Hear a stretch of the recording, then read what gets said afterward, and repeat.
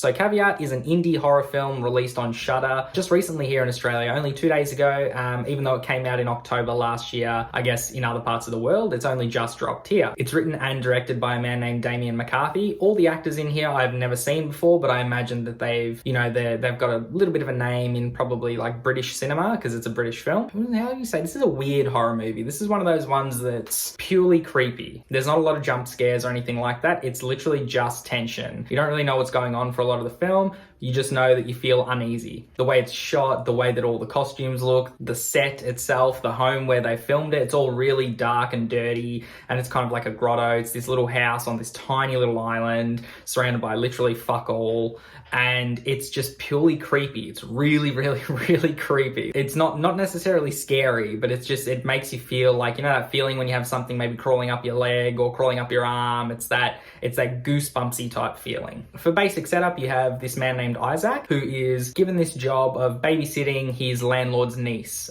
Olga. She lives out in this little house by herself. She previously lived there with her mum and her dad, but her mum's been missing for 8 months and her dad recently committed suicide. She suffers from sort of schizophrenia and these things that they call episodes. She has this sort of psychosis type thing going on. She gets in these really silent trances where she either sits really still and her hands are over her face, or she's standing somewhere and her hands are over her face. She's got this fear of trust. She doesn't like having her personal space invaded, anything like that. Mo is the landlord of Isaac, and they consider themselves friends, or more so Mo considers himself more of a friend to Isaac than Isaac considers Mo a friend. And Mo gives him this job. He says, look, you know, I just need you to go out and stay with Olga for 5 days. You're just going to be babysitting her, basically. I'm going to give you $200 a day because I know you're struggling at the moment. He keeps a lot of stuff from Isaac before he takes him to this place. He keeps the fact that the house is on an island and Isaac can't swim, so that's the first red flag for Isaac. Secondly, once he gets there, he explains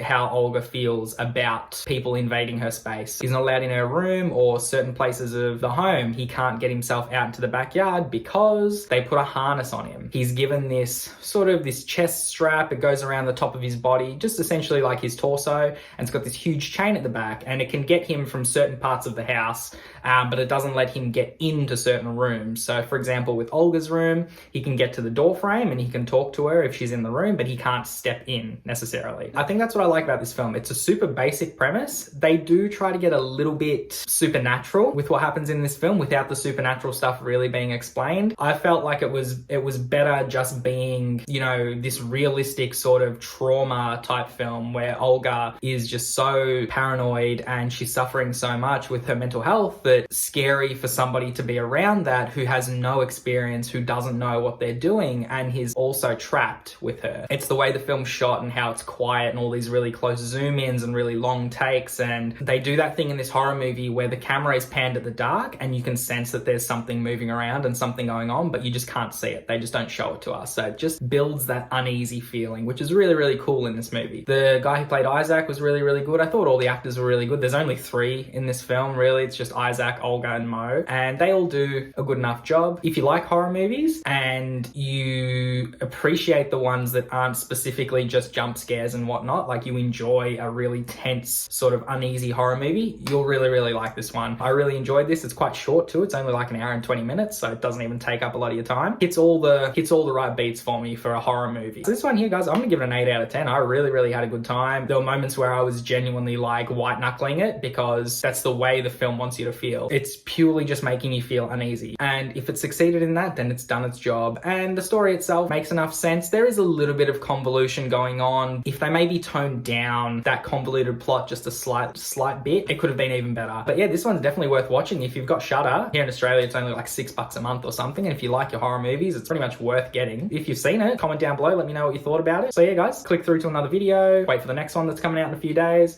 and let's just keep having some fun, shall we?